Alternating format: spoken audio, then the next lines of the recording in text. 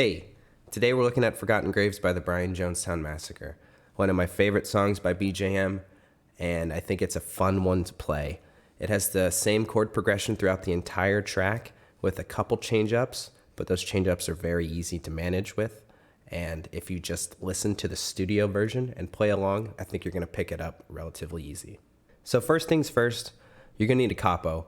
It's not necessary, but if you're going to want to play in the same key as the studio version, you're going to need one, and you're going to put that on the first fret, which is going to put your guitar in the key of F. Second off, which I think is the most important thing about this song, is when you're playing the chords, you're going to want your bottom two strings, your E and B, to be open and playing throughout the entire track.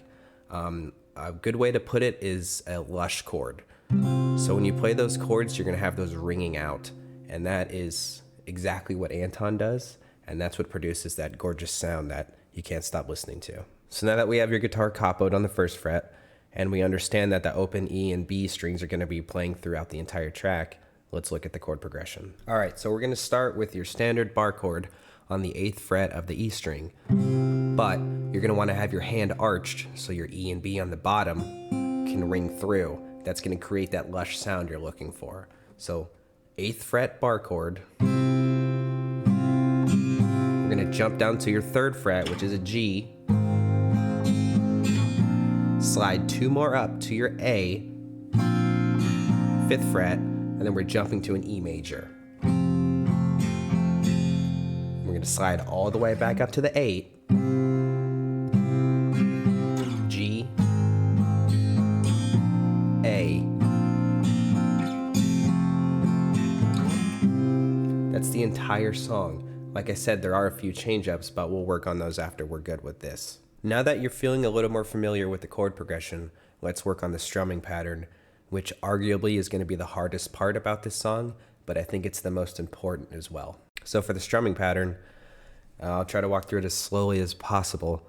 We're going to start off by going down, down, up, down, up, down, up, down, up, down, down, down, up, down, up, down, up, down, up, down. That's a lot to take in initially, but if you listen to the studio track, I think it'll help you pick it up, as well as watching live performances. That's kind of how I picked it up. So let's look at that one more time. Down, down, up, down, up, down, up, down, up, down, down, down, up, down, up, down, up, down, up, down, down, down, up, down, up, down, up, down, up, down, down, down, up, down, up, down, up, down, up, down. So now that we have the chord progression down, we have the strumming pattern memorized, this is the sound we're looking for.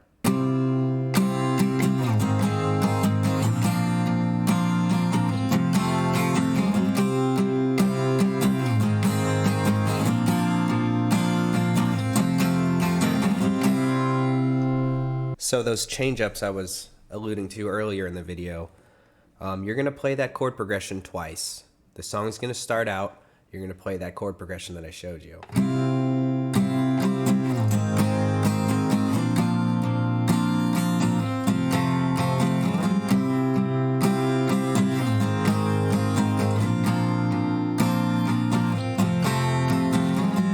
It's the 3rd time through.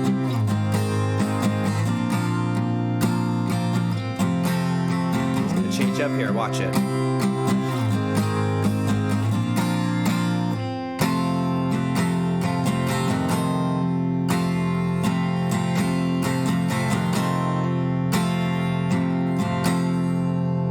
So that original chord progression, you're going to strum through it 3 times, and on the 4th time, as you're coming back from your G, you're going to jump to your A, play it twice, and then jump to an E major. I'll play through it one more time. So a tear fell from my face and found the softest place to land. So that change-up's a little tricky, but once you just listen to the song and play through it, you'll start to pick up on when it's coming in. As for the little E major change-up, all you're doing is lifting up your ring finger So it's going to sound like this.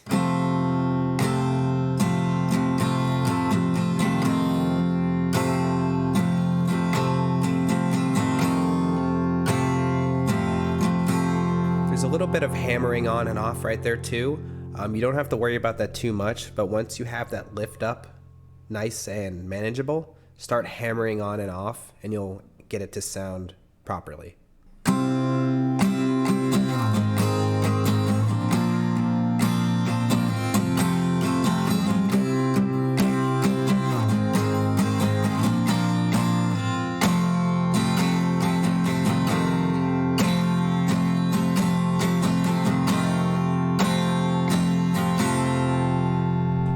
All right, so now you have the chord progression down, you have the strumming pattern down, you have the change-ups ready to go. You should be able to play through the entire song and maybe even sing along if you feel like doing that. If you have any questions, please feel free to leave a comment down below.